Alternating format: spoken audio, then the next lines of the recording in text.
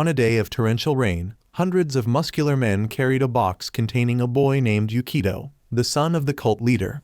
Today was the day Yukido had to participate in the Musabai ritual. This ritual was quite simple. Yukido would be thrown into the raging waters, and if he could survive for 3 days, he would become the new cult leader. Yukido screamed in desperation, protesting this absurd ritual clearly. This was murder, not a ritual. Hearing Yukido's curses, his father merely smiled. Standing before the high cliff, Yukido's father began to loudly invoke the ritual name. Matama, the deity of their cult, was the supreme, omniscient, and omnipotent god, so surely he would protect Yukido. With those words, Yukido's father ordered his subordinates to throw his son straight into the sea. As Yukido sank into the water, memories from his past flooded his mind from the day he was abducted by members of this cult while he was out flirting with girls, to the series of painful and unfortunate days that followed. Despite Yukido repeatedly telling himself everything would be fine, his mind grew increasingly empty, to the point where he couldn't even feel anything while watching adult films. Yukido's consciousness began to fade. At this point, he no longer believed in anything. If gods existed, then when he was reincarnated, he wished to be reborn in a world without deities. Indeed, Yukido's wish came true. He hazily woke up to find a girl playing with his lower body. Seeing that Yukido was still alive, she jumped in surprise, screamed, and then profusely apologized. She took his hand and promised to take care of him until his wounds healed completely. She introduced herself as Aru, who worked at a nearby restaurant, and said she would treat Yukido to meals until he got tired of them. At this point, Yukido began to notice his surroundings. He was in a very peaceful countryside village. Yukido's face reddened. This was exactly like the reincarnation trope that was so popular. So he immediately asked Aru where the Adventurers Guild was located. Hearing this, Aru led Yukido to follow her. Yukido happily ran after her, thinking this was exactly the world of his dreams. After all the extremely bad luck in his previous life, he was determined to live a truly happy life this time. At least that's what Yukido thought. But reality turned out differently. Aru led him to a garden where villagers were working in the fields. A farming quest. Why was it so mundane? While Yukido was wondering why, a young man came to pick a fight with him. He got right in Yukido's face and declared that all the girls in the village belonged to him, and if Yukido touched any of them. Before he could finish his threat, someone else hit him on the head and dragged him away. This person introduced himself as Cullen, and the one who had just threatened Yukido was Roy. Though it was abrupt, they needed Yukido's help with something. Cullen then handed Yukido a dagger. Yukido's eyes lit up at the sight of the dagger. This must be his starting equipment. It was time to fight monsters. Yukido was fired up. But that wasn't the case at all. Cullen actually needed help harvesting grapes. Yukido cut bunch after bunch, thinking to himself that this must be a beginner's challenge, and he needed to perform well. So Yukido worked diligently until evening. Thanks to his help, Cullen and Roy had harvested a lot this time, but they weren't happy about it. On the contrary, they were worried because this type of grape was very difficult to preserve. If they couldn't sell them soon, they would spoil quickly. Roy wondered if there was any way to overcome this issue. And so Yukido made wine from these fruits for the villagers, producing so much that they were drinking and pouring it away because there was too much. It had been a month since Yukido arrived in this world, and all he had done revolved around farming activities from tending livestock to making wine and harvesting. Yukido was very bored. This wasn't the life he had hoped for. The next morning, as usual, Yukido went out to work in the fields. While working, someone ran by shouting at him to run away quickly. A huge beast emerged from the forest, startling Yukido. This was a monster, wasn't it? Seeing this, Roy explained to Yukido that it was just a wild animal. Then Roy pulled out a book and began muttering, which made Yukido's eyes light up. Was he preparing to cast a spell? Expectations were high, but the disappointment was even greater. Roy was just pretending. 2 seconds later, he grabbed Yukido and ran away. Yukido angrily grabbed Roy by the collar, wondering why Roy didn't fight it. Roy looked at Yukido with wide eyes and casually replied, "What makes you think a normal person could fight a wild animal?" Yukido pointed to the book, asking what it was if not for fighting. It turned out to be just a survival guide. That evening, Roy and Yukido returned to the tavern to continue having fun. By this point, Yukido had accepted reality. This world had no concept of magic whatsoever. Seeing Yukido sitting in a corner, lost in thought, Aru approached to chat with him. Since Yukido had arrived, the villagers had become much more open and happy. She hoped that, if possible, Yukido would stay with them forever. Hearing this, Yukido just smiled. His previously unlucky life had been replaced with joy like this, which was more than enough. He should thank the gods for bringing him to this world. Hearing this, Aru curiously asked Yukido, "What the hell is a god?" Surprisingly, this world not only lacked magic, but also had no religion, deities, or spirituality at all. While walking in the forest, Yukido suddenly saw the carcass of an animal. He recalled that there didn't seem to be a cemetery in the village. If there were no deities, how did they bury the dead? At that moment, Roy and Aru suddenly appeared behind him. Roy approached and whispered in Yukido's ear that he had discovered a forbidden book. Thinking it might be something mysterious, it turned out to be just an adult book. Afterward, the group traveled to the imperial capital. Along the way, Roy and Aru introduced everything to Yukido. Roy pointed toward the palace, saying that's where His Majesty the Emperor lived. Everything they knew, from survival training to growing produce, was taught by him. Now that they were here, Yukido should feel free to explore. But with one caution, don't talk to the citizens, because their village was hated by the capital's residents. Roy and Aru led Yukido to a bookstore. Yukido was curious to see how explicit the adult books of this world were. But when he opened one, he saw nothing particularly interesting, just some scribbled drawings that were considered adult content. He turned around to see Roy and Aru, both blushing intensely. After buying the books, Yukido went outside and accidentally saw a crowd gathering.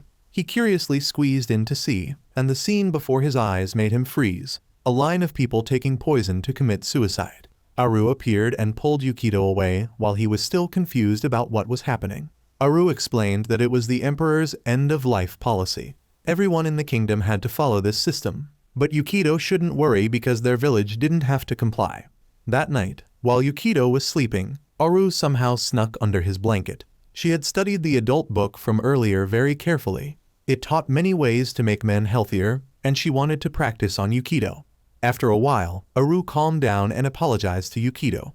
She explained that she ended up in this village for similar reasons. Their village was called Kakuri, a place that gathered strays and those who feared the Emperor's end-of-life policy. Everyone in the town hated them. But Yukido was different. He happily played with them and even let Aru touch him. This made her very happy. Meeting him was truly a blessing. At this moment, Aru noticed the stone around Yukido's neck. Seeing that Aru seemed to like it a lot, Yukido gave it to her since, to him, it was just a cheap gem the old man had given him.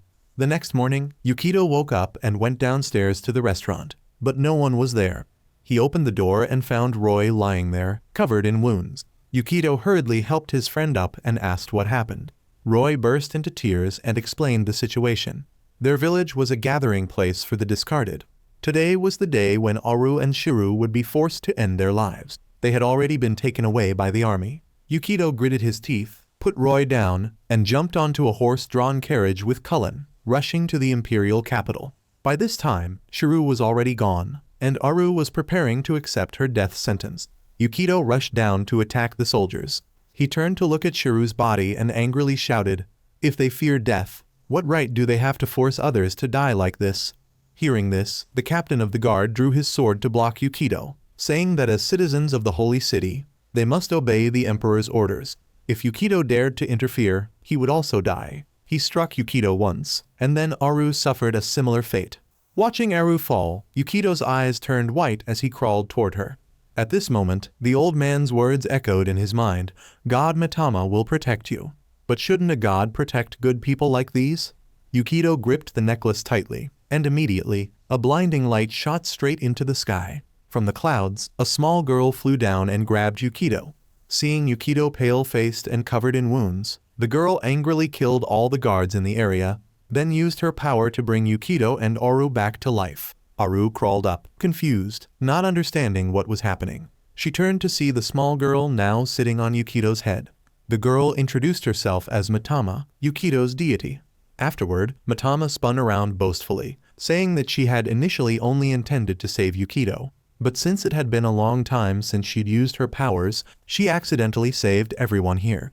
Hearing this, Yukido glanced down at Matama, thinking, bringing the dead back to life, could she really be a god? That evening, Yukido led Aru and Shiru back to the village. Roy, emotionally overwhelmed, rushed forward, using this as an excuse to hug Shuru, but she was too alert, causing Roy to faceplant. Shuru smiled brightly and explained to the whole village that at first she thought she had died, but somehow she was still alive. This was a miracle, truly a miracle. Everyone cheered and threw a celebration party. This was the happiest feast of their lives, although only Yukido sat in a corner, pondering. Although he had saved Aru and Shuru this time, he had offended the emperor. Their village was on the border of the imperial capital, and they had no military strength or weapons to resist.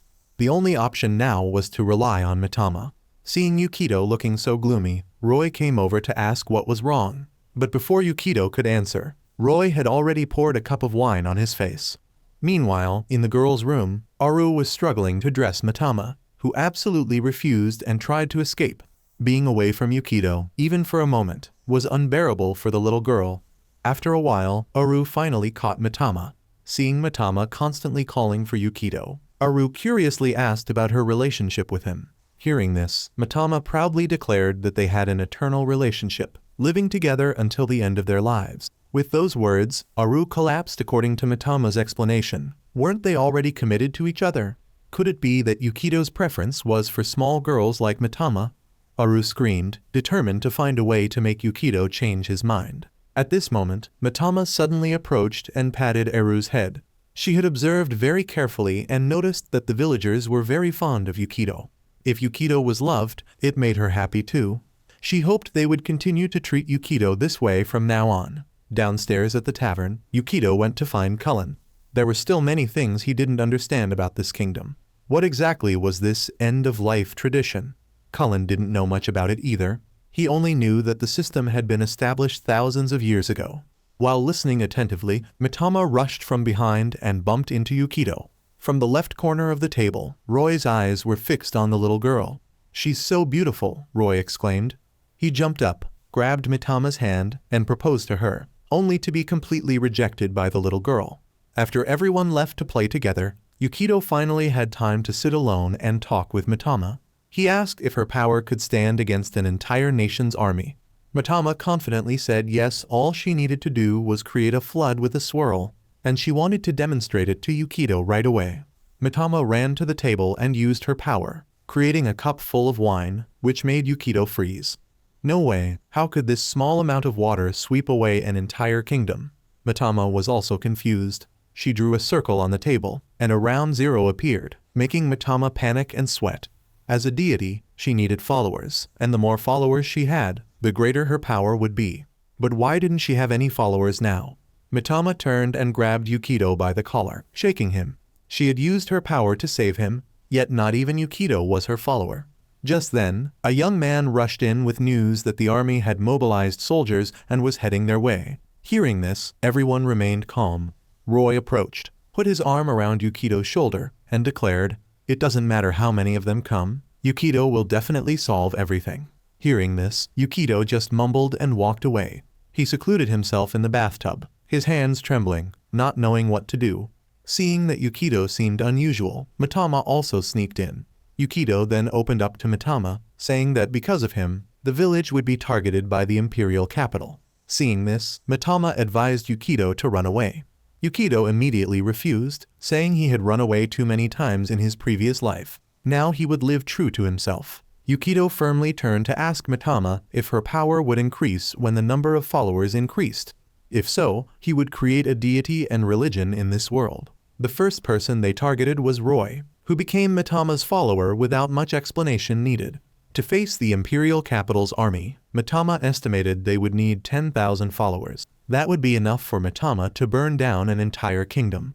The fastest way to gain followers was to demonstrate magic. But currently, Matama was just a little girl, so Yukido had to change his plan with a speech. Fortunately, in his previous life, the old man had taught him how to move the hearts of followers. Matama felt that Yukido didn't need to bother.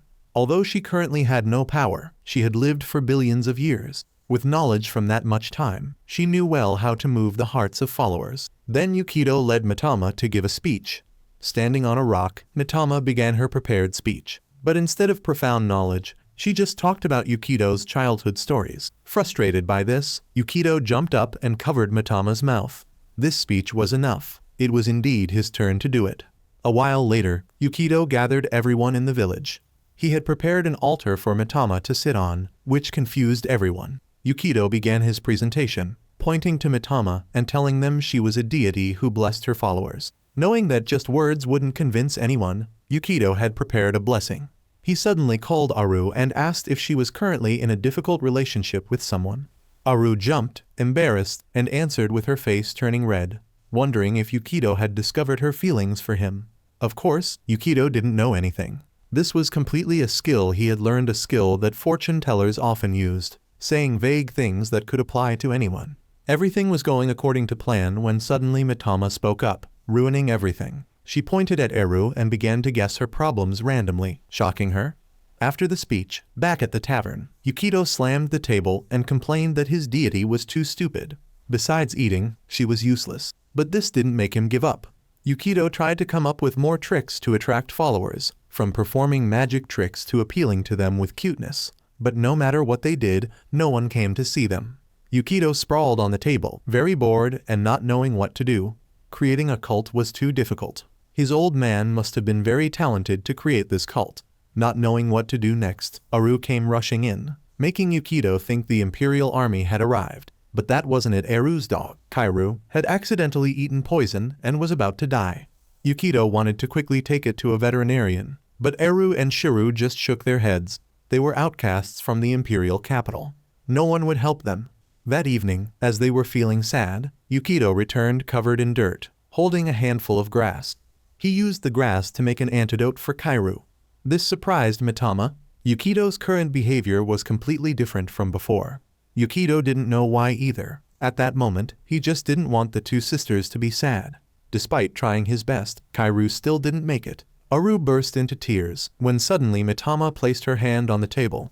The little girl used her power to resurrect Kairu, to everyone's amazement. Then Matama collapsed on the table, her body completely dried up. With just one follower, this was all she could do. As soon as she finished speaking, Matama's body surged with power again. It turned out her follower count had increased to 3. With just 3 followers, Matama's power had become extraordinary, which surprised even Yukido. Matama thought it might be because Aru and Shiru's physical condition was different from normal people, but Yukido thought differently.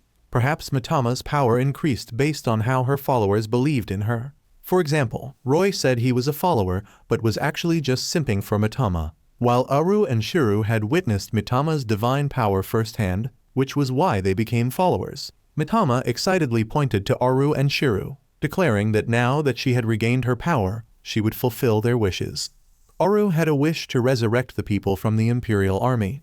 Matama used her power to resurrect them, including Captain Bertrand. But it seemed Matama had made a mistake in choosing the gender. He had been transformed from a man into a woman. But that didn't matter. It was actually better this way. Matama laughed uproariously. It seemed like a world without magic, but that fact was carefully concealed. In the forest near Yukido's village, a person with the codename Adder was carrying out a mission there. With just one strike, she instantly dispatched a monster. After being resurrected by Matama, Knight Captain Bertrand tried to find her way back to the Holy City. But in this female form, no matter how much she explained, she couldn't make the army believe her. Unable to enter the city, Bertrand could only spend the night in the nearby forest. Sitting by the campfire with tears in her eyes, she thought about how even an honorable knight of the imperial capital could be reduced to this state. If she had been abandoned by the kingdom, how should she live now? As she sat there feeling dejected, Roy appeared to mock her. "Where's that threatening attitude from this morning when you wanted to destroy the entire village? Why are you so helpless now?" Then Roy began to use perverted actions to intimidate her. Bertrand's hand firmly gripped her sword, wanting to draw it but unable to. As a soldier serving His Majesty, she wasn't permitted to draw her sword unless it was for a righteous cause. Just then, Yukido appeared, throwing Roy aside to handle the situation himself. Although Yukido had only been in the village, he knew everything about Bertrand, from her inability to draw her sword to the fact that she had been discarded by the Empire. Yukido extended his hand, inviting Bertrand to come with him. He promised to create a place where she would belong. Bertrand smirked at Yukido, saying that even though she didn't want to, Yukido still owed her a debt, and she vowed to repay him for it in this lifetime. Life in the village returned to its normal orbit. That morning, another wild animal attacked the villagers. Ricky volunteered to stay behind to protect everyone so they could escape. Yukido and Matama appeared, and Matama used her power to summon a sword for Ricky to use. According to her introduction, this was the legendary super powerful Kusanagi sword, but somehow it couldn't even make a scratch on the beast. Yukido grabbed Matama by the collar, questioning her repeatedly, but Matama was also at a loss. She only knew from legend that it was supposed to be super powerful. The monster was right behind them now. Yukido and Matama screamed, and at that moment, Bertrand appeared. She plunged her sword straight into the monster's head and ordered everyone to step back. Indeed, as the captain of the royal guard, Bertrand split the monster in half with just one strike. This left Yukido gaping in astonishment. What had she just done? The sword she held was certainly no ordinary weapon. The corner of Yukido's mouth curled up. This time he had picked up a real bargain. A useful chess piece like Bertrand would definitely be fully utilized. Taking advantage of having many people present, Yukido didn't forget to spread the word about his cult. He declared that if everyone worshipped Matama as a deity, then from now on, they would no longer need to fear such trivial wild beasts. To help Yukido, Aru even changed the menu. Wine, once a common item, was now only served to members of the cult. To increase the number of followers, Yukido used every method to attract them. Fortunately, since this world was still backward, there were many things Yukido could exploit. He brought out a large jar and placed it in front of them, explaining that this was something that would help them preserve food longer. If they pledged to join the cult, each household would receive one for free. People asked Yukido where he got so many jars from. Of course, they were made not by Yukido, but by Roy, to produce enough jars for the entire village. He had been working for 3 straight days.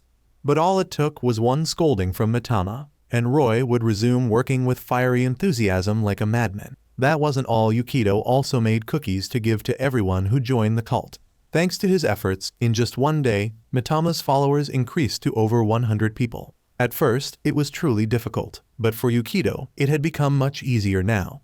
Perhaps this world had never had the concept of deities before, but precisely because of that, people didn't hesitate to join when given a few useful items. Because of this, Yukido's cult would be a bit different from modern ones. Instead of joining for faith, they were joining for benefits. Using Aru and Shiru's food and Bertrand's strength to attract them, Yukido was determined to utilize everything he had. After Matama left, Yukido began to reconsider. Although the number of followers had increased, exactly how many would be needed to stand against a royal army? At that moment, Bertrand appeared, and Yukido took the opportunity to ask. Of course, he wasn't asking to fight against the king, but simply to protect them.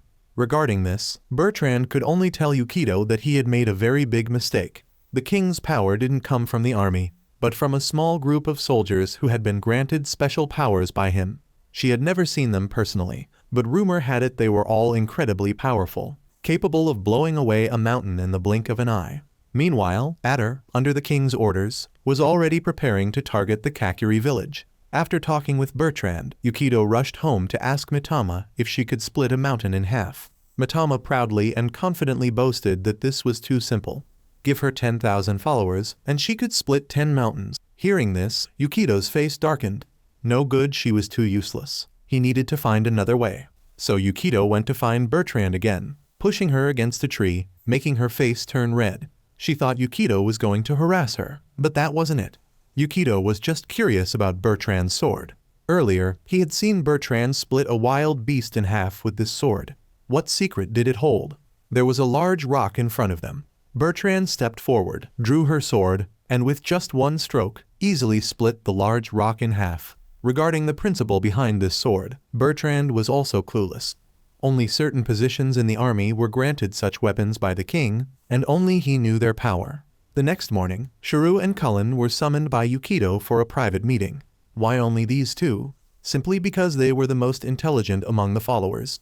Yukido got straight to the point. Soon the royal army would attack the village, so he wanted to ask for Cullen and Shiru's opinions on whether they had ever considered relocating the village. Cullen firmly stated that this wasn't possible. If they made any too conspicuous moves, they would certainly be taken away even faster. As they found themselves in a deadlock, at that moment, Yukido learned an important piece of information. Kakuri village was not the only one. It was just a name for villages that had been abandoned. Besides their village, there were many other similar villages around the imperial capital. Just as he finished speaking, Roy's group burst into the tavern, having smelled the wine, and so another grand drinking session began. That night, Adder called a teammate named Loki to ask about the next mission. Loki provided Adder with information about a rather dangerous wild animal and asked her to check it out. Meanwhile, after the drinking session, Yukido was still racking his brain for solutions. Seeing that Yukido was still awake, Shuru approached to check on him, taking the opportunity to pat his head in gratitude for everything he had done for the village. Although she didn't fully understand the cult that Yukido talked about, she knew that what he did was to protect them. Yukido had already done more than enough, so he shouldn't overexert himself. These words from Shuru reminded Yukido of what the old man had said. At first, his cult also had only 100 people, but it increased to an enormous number after just one time when he destroyed a fraudulent cult in another city. What the old man taught him here was that to increase the number of followers, one had to take over other areas as well. Yukido realized this and immediately called Cullen the next morning for a private conversation. Cullen didn't understand what Yukido wanted to convey, but there was one point Cullen needed to remind Yukido of. Their village was different from the imperial capital in that here everyone was free, so if Yukido wanted to do something, he should feel free to do it. And so, a month had passed. As usual, Bertrand continued her duty of protecting the village. Feeling bored with nothing to do, she was startled when Adder suddenly appeared. After inspecting, Adder confirmed that Bertrand was the former captain of the Royal Guard.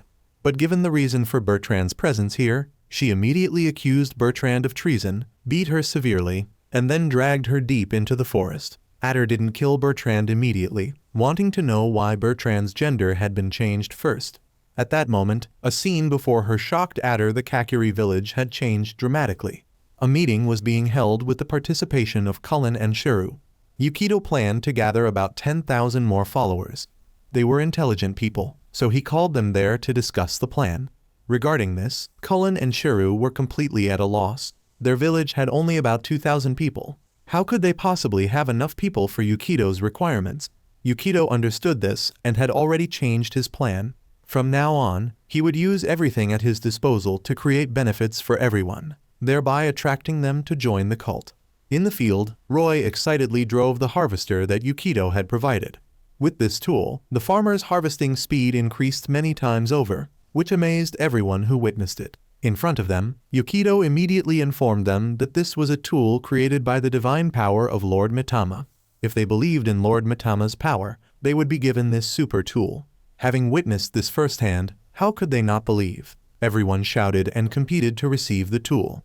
Yukido turned to call Matama, who was lying motionless on the ground, affectionately telling her it was time to create more tools for her followers. Thanks to this campaign, the number of Matama's followers increased dramatically, jumping straight from 100 to 900 people. This number of people had made Matama much stronger. She believed that at this point, even if the royal army came, they couldn't defeat her. Of course, Yukido didn't believe these empty words. What should he do next? Yukido pondered. As he was thinking, Aru walked in. She had just come back from drawing water from the well, but accidentally spilled it all in front of him. This immediately gave Yukido an idea. That's it, water is something every household must use. So Yukido immediately designed a water pipeline for Aru. Water flowed from the tap, surprising Aru greatly. With something as convenient as this, from now on, she wouldn't need to go to the well to draw water anymore. As she was showing it to Yukido, Shuru shouted his name from behind. He turned around and was sprayed directly in the face with water. Shuru, in a hot bikini, pulled out 2 more sets and urged Eru and Yukido to quickly put them on. Another brilliant idea. Right in front of Yukido's house, a super huge swimming pool appeared, where the girls in the village could wear bikinis and run around. Roy stood watching, his eyes almost popping out. The stimulation was too much for him to handle. His nose bled, and he collapsed.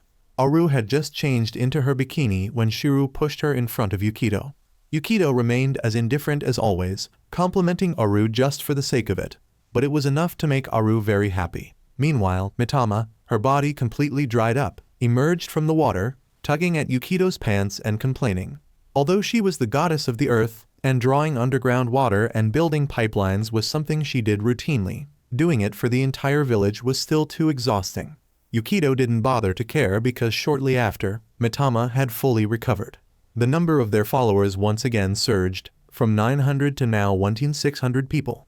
But for Yukido, this was still not enough. Next would be the breakthrough plan to create something truly special compared to others. That evening, Shiru's store was lit up with bright lights, welcoming people in for drinks. Aru and Shiru, dressed in bunny outfits, greeted everyone. Although very embarrassed, Aru still had to try her best because this was what Yukido had asked her to do.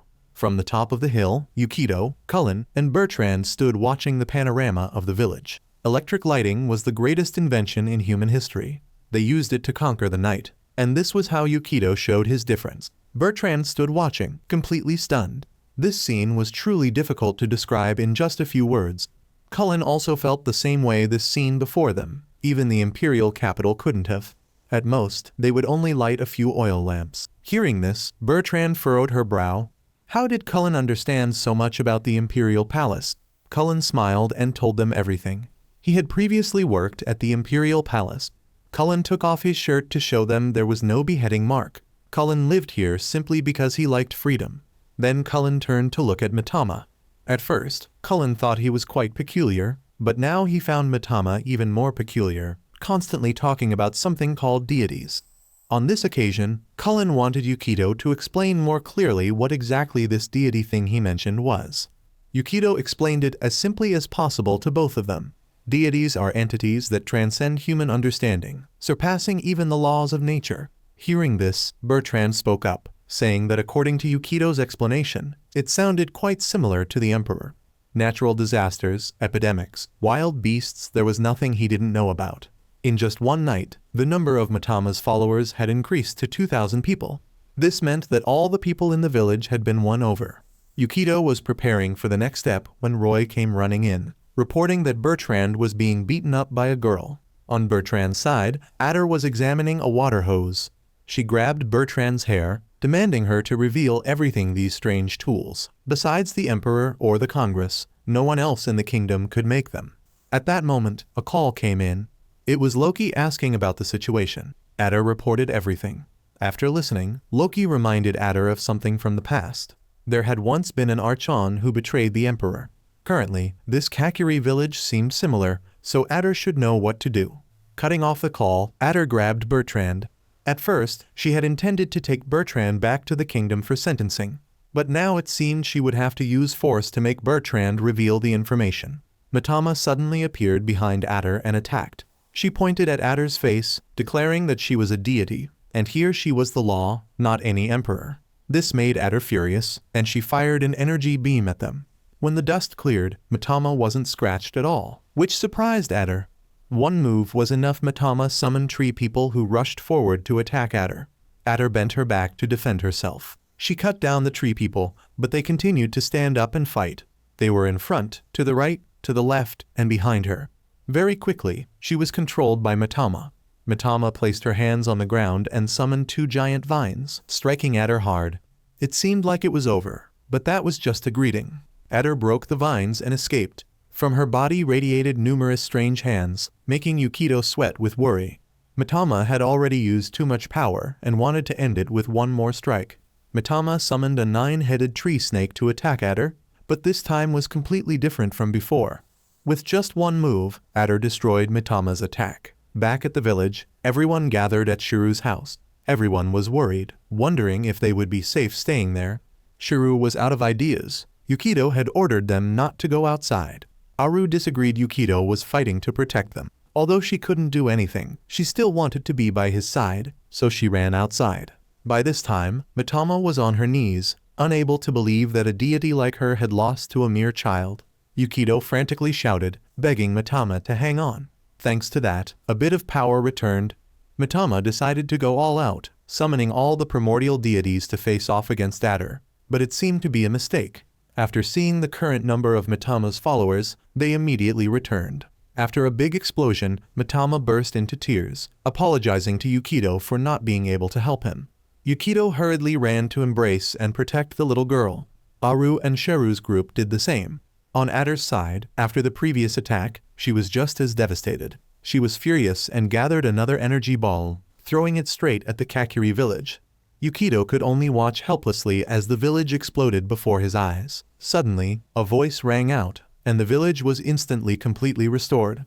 Adder whirled around to look. It was Cullen. Somehow she called Cullen Loki. Having been discovered, Cullen didn't hide anything anymore. He reverted to his true form, introducing himself as Loki, one of the Pillar Archons. Adder pointed her hand at Cullen threateningly.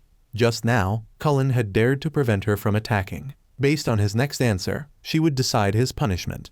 Cullen didn't care about Adder at all and walked around behind Yukido and Matama, patting their heads. The time is ripe. Why not destroy this empire altogether?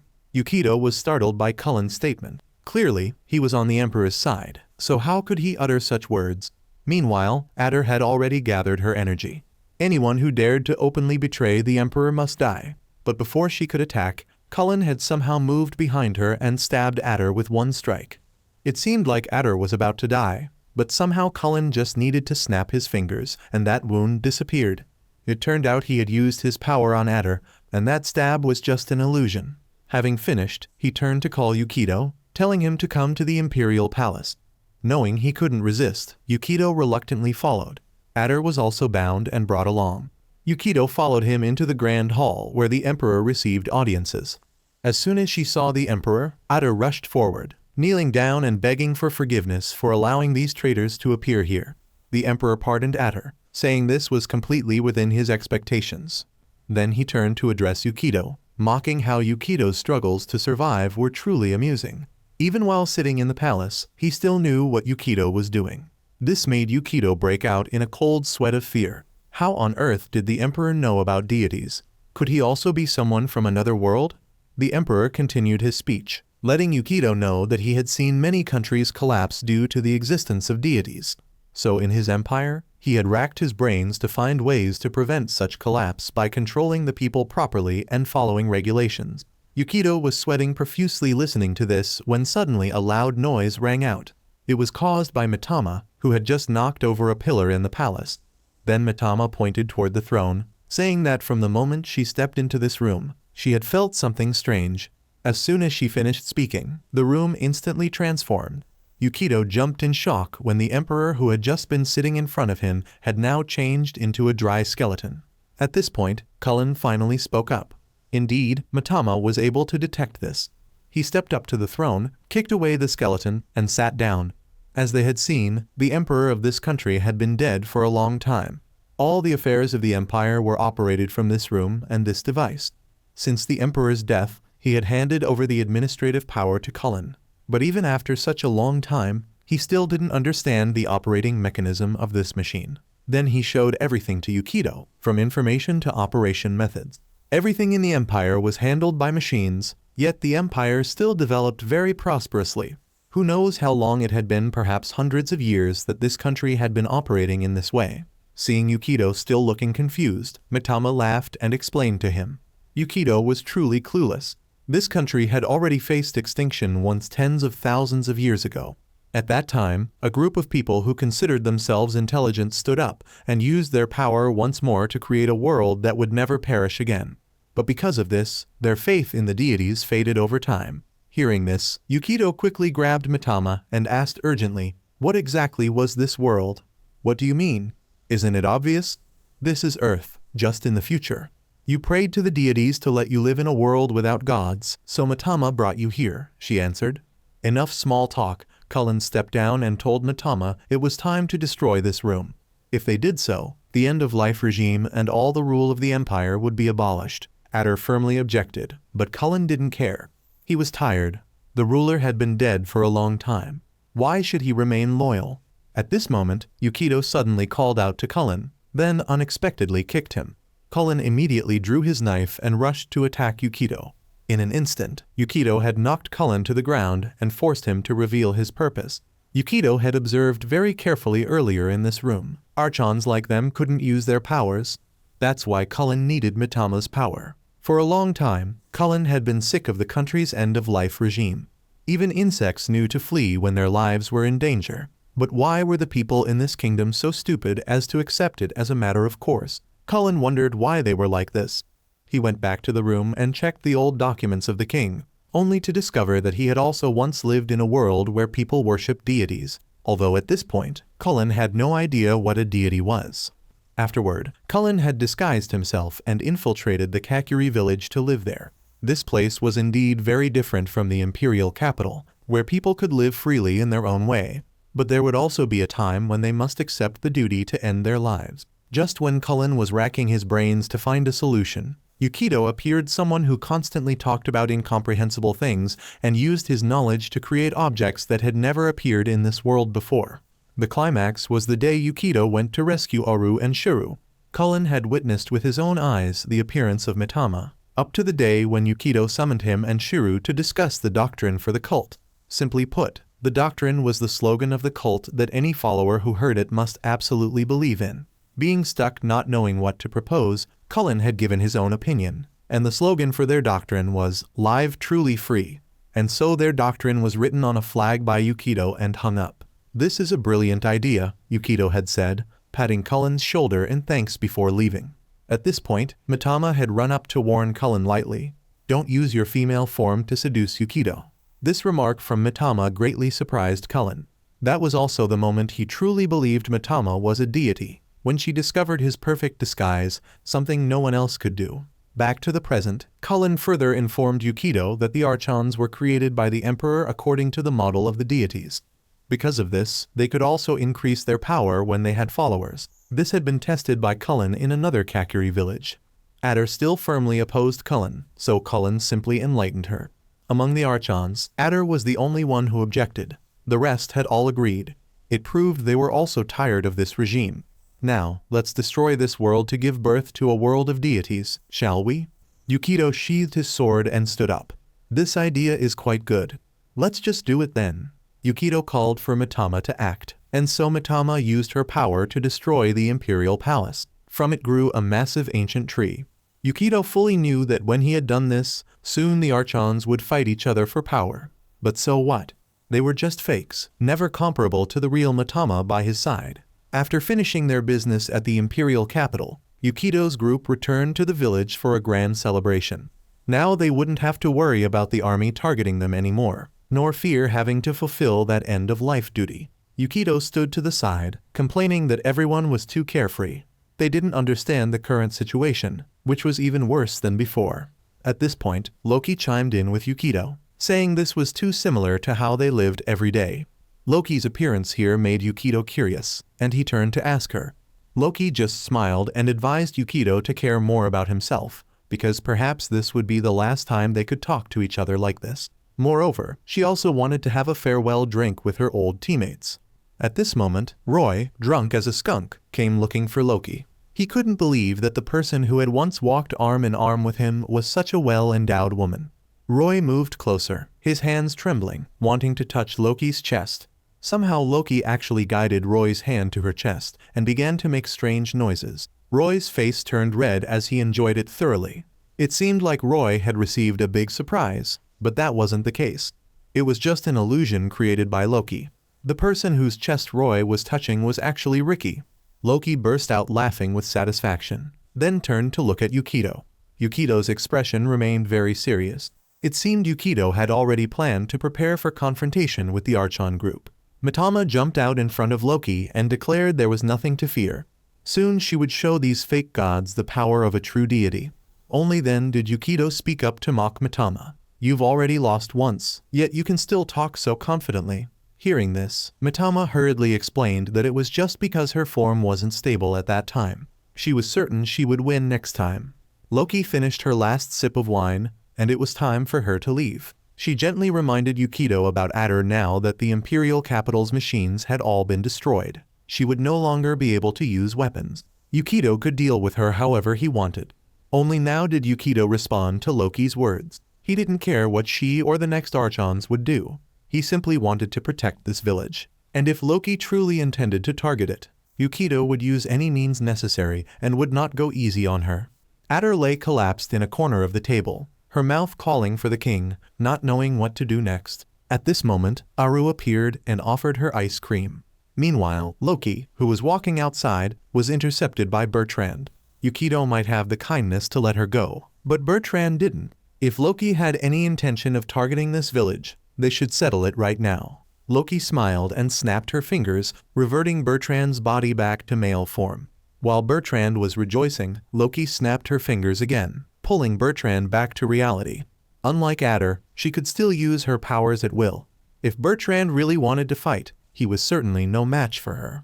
Knowing he couldn't win, Bertrand decided to follow Loki to the Imperial capital. As a knight, he couldn't allow her to do whatever she wanted. After a grand drinking session, it was time to disperse. Everyone went home except for Adder, who still lay motionless. Shuru, quite drunk, pushed all responsibility to Yukido, telling him to do whatever he wanted. Afterward, Yukido approached Adder to encourage her. He had been forced to destroy all the Empire's machines to protect the village. But now it wasn't the end of hope. Yukido extended his hand, inviting Adder to follow him. Once again, they would fight side by side against the Archons and then restore this empire. After seeing the abilities of Loki and Adder, Yukido was certain that the Archons' powers were terrifying. If he could control all of them, he would be able to restore the Congress's system. Thanks to these words from Yukido, his alliance was established. After all, Adder's psychology was still that of a child, so it was much easier to talk to her. Afterward, Yukido went to get ice cream for Adder and even fed her personally. This action of Yukido was seen entirely by Eru, who collapsed in disappointment. Indeed, Yukido liked Lolican. The next morning, Yukido summoned everyone and announced that from now on, their cult would implement a dual deity system. As soon as he finished speaking, more than half of Matama's followers had been taken by Adder. Yukido turned to ask Adder to try using her power. With just one shot, she had pierced through a huge rock. In terms of combat, Adder was far superior to Matama. Now Yukido had a strategic card. It was time to expand their territory. 3 farmers were being chased by a monster when Adder appeared and took it down with one strike. Luckily, Yukido's group was having a BBQ party nearby, which was how these men survived. Looking at their feast, the 3 farmers drooled beef and wine were things no Kakuri village had. So Yukido seized the opportunity to boast. Their village not only had these things, but also electricity to light up the night, water pipelines so they didn't have to go to the well, and especially delicious meals that even the imperial capital didn't have. Yukido began to persuade the 3 farmers. They would be provided with all these things, with just one condition. The entire population of their Kakuri village must worship Matama as a deity.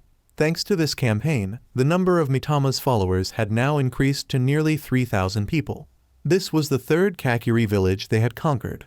This number of followers was quite substantial now. Yukido began to think about the other Archons. He assigned Shuru the task of gathering more information about them.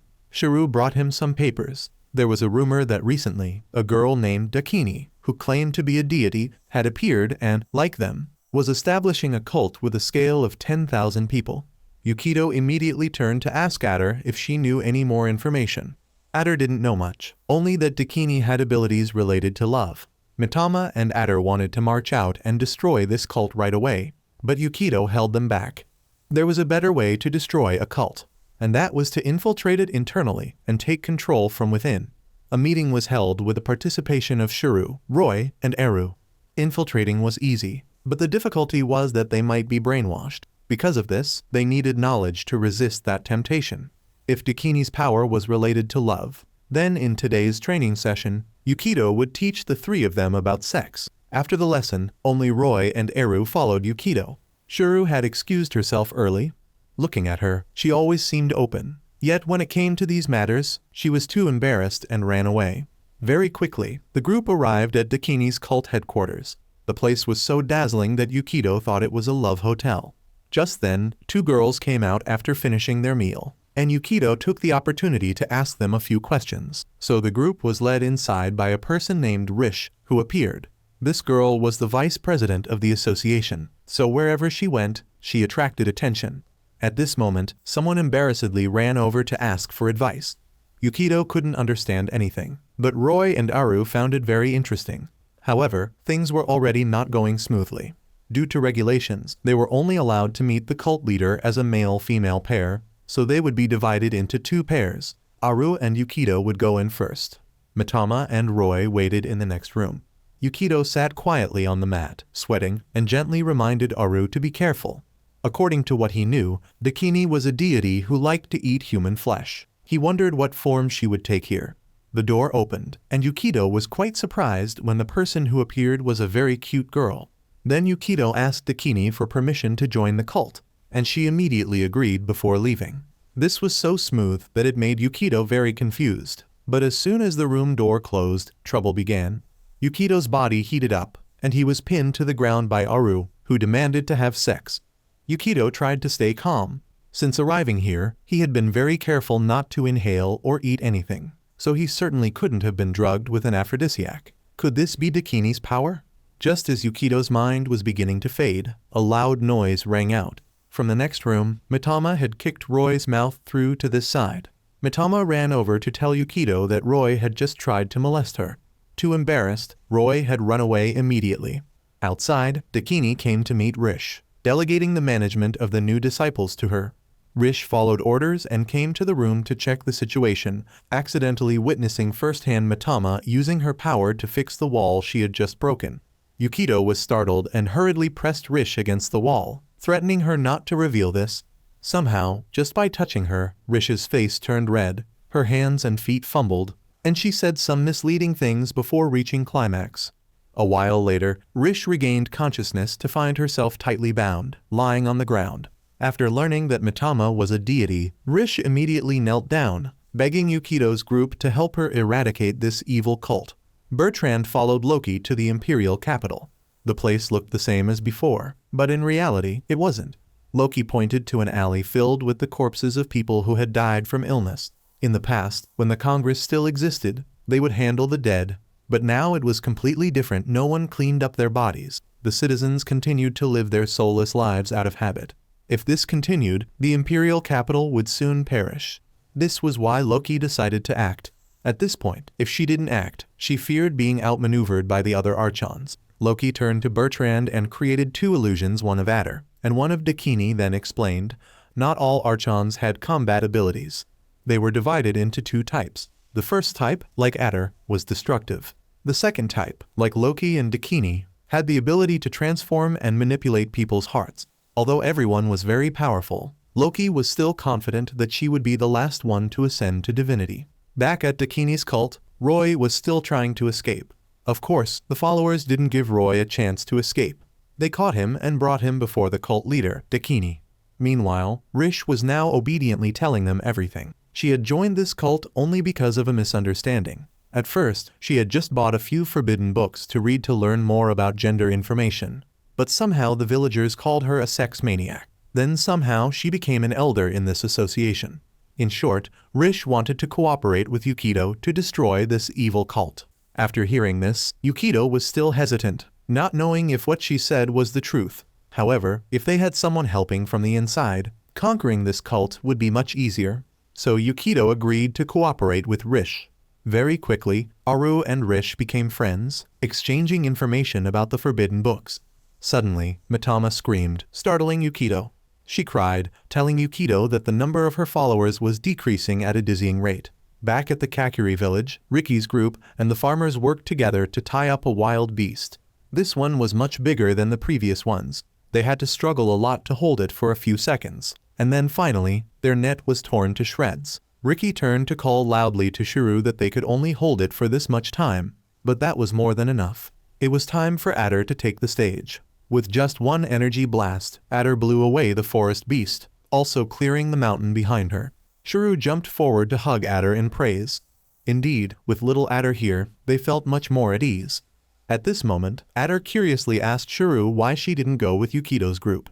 Shuru immediately turned away, giving excuses that she had to protect the village and so on. Adder opened her palm to check. It seemed her power had been enhanced once again.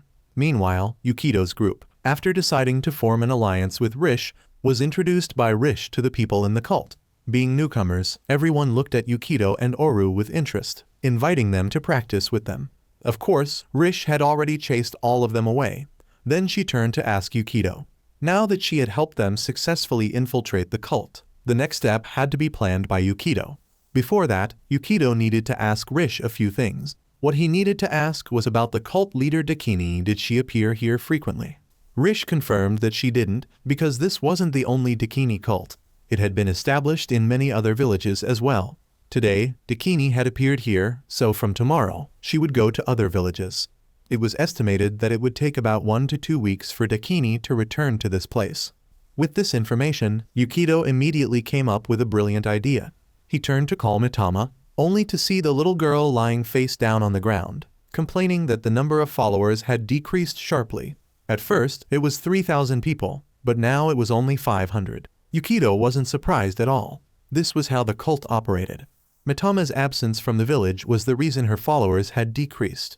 Yukido had encountered a similar situation before, but such a strong decrease seemed a bit unusual. Yukido sighed deeply and asked Matama for help, promising her that after this, he would seriously become a follower of Matama. Immediately, Matama regained her spirit, ready to help Yukido with everything. At another branch where Daini was coming to inspect, she was very pleased that the number of her followers was increasing day by day. But somehow she felt that her power wasn't increasing accordingly. At this moment, a group of men surrounded Daini, showing her the tools they had just acquired: Viagra, vibrators, and so on. Daini was suffocating, unable to answer them. After a while, she learned that these items were provided by Rish. Back at Rish's branch, Rish was holding an extra class for the followers, teaching them knowledge and how to use the tools she provided, with the belief that by using them well, they would be able to get closer to the level of Lord Daini. Everything was going too smoothly, exactly according to Yukido's plan. Followers from other branches also had to come here to attend this extra class of Rish's. Thanks to this, Rish had quickly gained the trust of many people, more than the self-proclaimed lord who was often absent.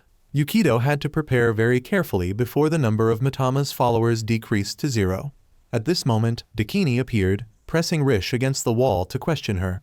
She never asked Rish to do these things. Could it be that Rish was planning to betray her? Of course, Rish remained firm, claiming she never had such thoughts. At this point, Yukido's plan began to take effect, as other followers spoke up to protect Rish. Now Daini understood why her power wasn't increasing. She ordered her subordinates to capture Yukido's group and Rish. Roy appeared as one of her followers, punching Yukido in the stomach, which caught him by complete surprise. This guy hadn't been seen for several days. It turned out he had already been recruited by Daini. Roy was now completely devoted to Daini, staying by her side with the code name Jar King. The group was quickly dragged outside for trial. Starting with the first question, Daini grabbed Rish's face and interrogated her, asking why Rish had acted that way. Seeing Rish tongue-tied, Daini brought the executioner to behead Yukido first. At this moment, Rish finally spoke up. She burst into tears, lamenting that it was because she had worshipped the cult leader too much. She worshipped her so much that she wanted to be like the cult leader, tried to understand more, learn more, and spread more to the followers in their cult. If death was necessary to prove her loyalty, Rish was willing to die to show her devotion to the cult leader. Rish cried. Hearing these words, the followers below also shed tears. They never expected Rish to be such a noble person. Then, in unison, they asked Daini to spare Rish. The corner of Yukido's mouth curled up. This was the result of the private lesson between him and Rish. Going back a few hours earlier, Yukido had called Rish into a room. He knew full well that soon Daini would discover and come here to question them, so they had to prepare very carefully. And so their acting class began. Having had a foundation before, Rish learned very quickly, so quickly that she even made her teacher, Yukido, burst into tears of emotion when watching her performance. Back to reality, everyone was shouting for Daini to spare Rish. Daini was torn, not knowing what to do. At this moment, she noticed Yukido was smiling. Now she realized Yukido was the puppeteer. With no other choice, she had to disperse everyone and stop the trial. However, stopping the trial was one thing. Imprisoning Yukido's group was another. Roy was assigned this task. Yukido had tried his best to reason with his friend, but it had no effect. It seemed he had been completely brainwashed. After Roy left, Yukido tried to find a way to break out of prison and escape. The wall was too solid. They needed Matama's power. Unfortunately, she had run out of power. Just at this moment, a group of muscular men appeared. Rish jumped in fear, telling Yukido that this was the purge group that had appeared alongside Daini from the early days of establishing the cult. Their appearance here was probably on Daini's orders to eliminate them. Going back to the day when Daini was created with the power of love, Daini thought her mission was to help humans increase their population. But it was completely opposite to her imagination. The king ordered Daini to use her power to completely erase human love. preventing citizens from having children at will. This made Daini a bit confused, and she asked the king, if there were no births, the country would soon become extinct. The king had already considered this artificial reproduction would be enough. Things like desire and freedom were unnecessary. Everything in this kingdom had to be arranged according to his order. So day after day, Daini had only one mission: to erase all love from the hearts of the imperial capital's citizens. Who knows how many days and years had passed. As usual, today Daini was also carrying out her mission. Then she was startled to realize that today's citizens were very different. They completely lacked the ability to reproduce, even before Daini used her power. Now Daini understood she too had reached the point of being discarded. Afterward, in an attempt to hold on to everything, Daini wrote a few books teaching about gender and sex, selling them in the imperial capital to stimulate the curiosity of its citizens. From then on, those books were called forbidden books. Another long period of time passed. One day, Daini met a very strange little girl. The girl was sitting under a bridge, her face red as she read a forbidden book. Daini's appearance startled the girl, whose eyes were teary as she begged Daini to give it back to her. This girl was Toka, a girl completely different from the rest, born with love in her heart. From then on, Toka became Daini's friend. Toka's difference made her considered a freak in the imperial capital, but Daini cherished the little girl. Compared to those who lived like machines, Daini preferred people who lived freely, living according to their own aspirations, like this little girl. This was what Daini wanted in this human world. However, the good days didn't last long.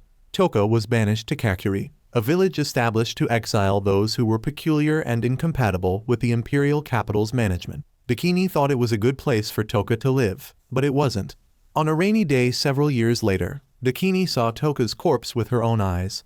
The Congress, fearing that Toka would reach adulthood, have relationships, and give birth in the Kakuri village, had eliminated the little girl right there, holding Toka's body in her arms. This was the first time Daini cried since she was born.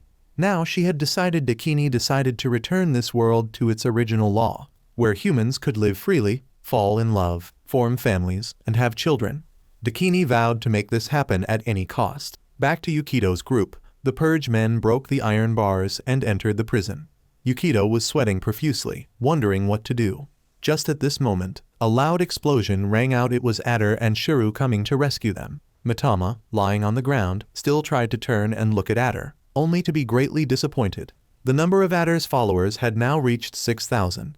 Adder then launched another attack at the purge group, blowing them away. Taking advantage of this opportunity, Yukido shouted for everyone to run quickly. Rish stood up to run as ordered, but she was grabbed by the shirt and pulled down by a purge man. In the most critical moment, Aru picked up the vibrator that Rish had dropped on the ground and stabbed it into the purge man's body, creating an opportunity for everyone to escape.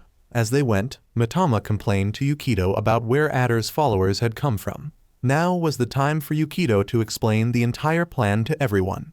A deity would lose followers if they weren't by their side. This was completely true for Matama. Because she had left the village, her followers decreased.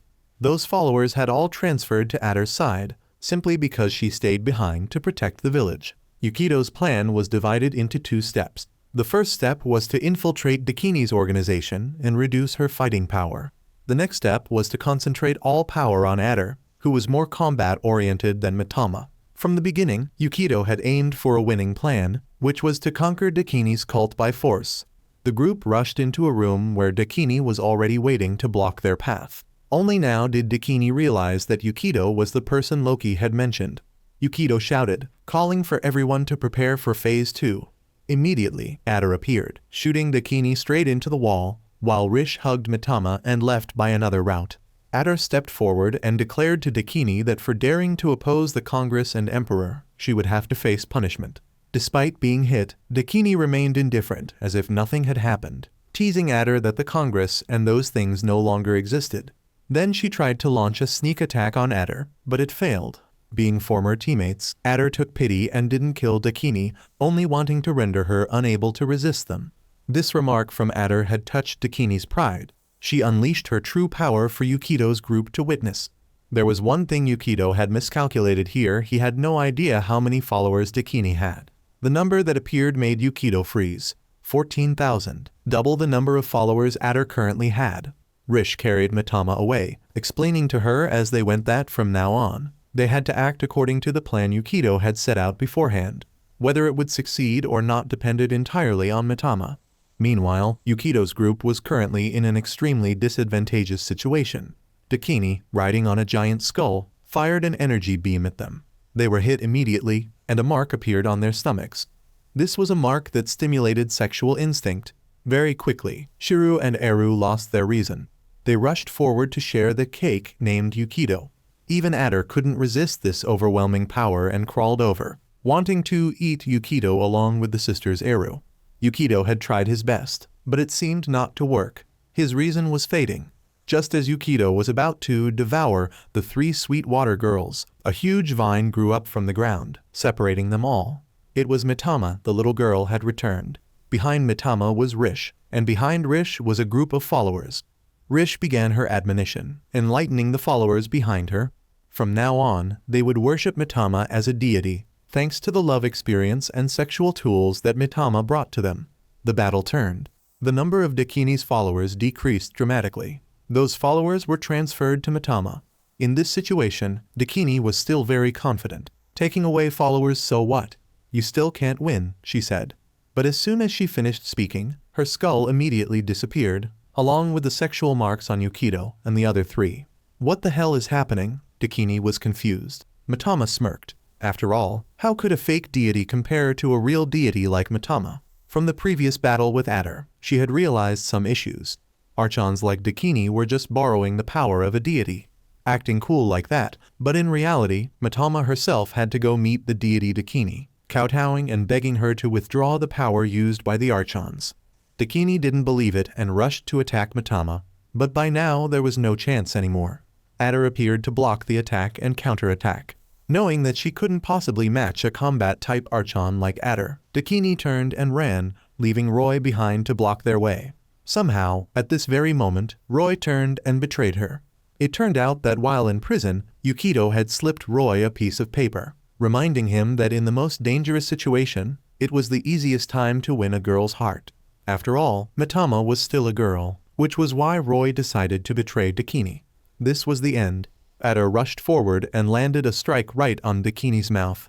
She lay motionless on the ground, not believing that she had lost. But that wasn't all she could do. As Daini tried to stand up, Rish appeared from behind. The book she always carried with her turned out to be Toka's, and Toka, surprisingly, was Rish's mother. Daini looked at Rish with wide eyes indeed. She looked very much like Toka.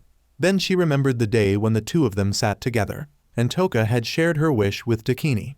The little girl wanted to meet someone she loved, to have children. Yet now, Daini was harming Toka's child. Daini burst into tears, apologizing to Rish, apologizing for hurting her. Very soon after, Daini was tied up and imprisoned. Even in this situation, she remained defiant, letting Yukido do whatever he wanted with her. As for Yukido, he had only one request for her. Daini would have to announce to all her followers that they should worship Matama as a new deity. Of course, Daini refused, forcing Yukido to make some threats before leaving, giving her more time to reconsider. The very next day, Rish appeared in Daini's cell.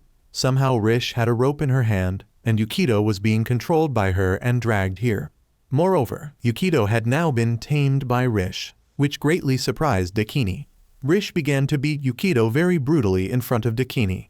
Pigs should go oink oink, she said. Every time Yukido didn't make the sound, he would receive a painful whip.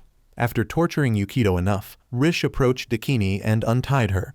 She hoped that once again, the 2 of them would restore this cult.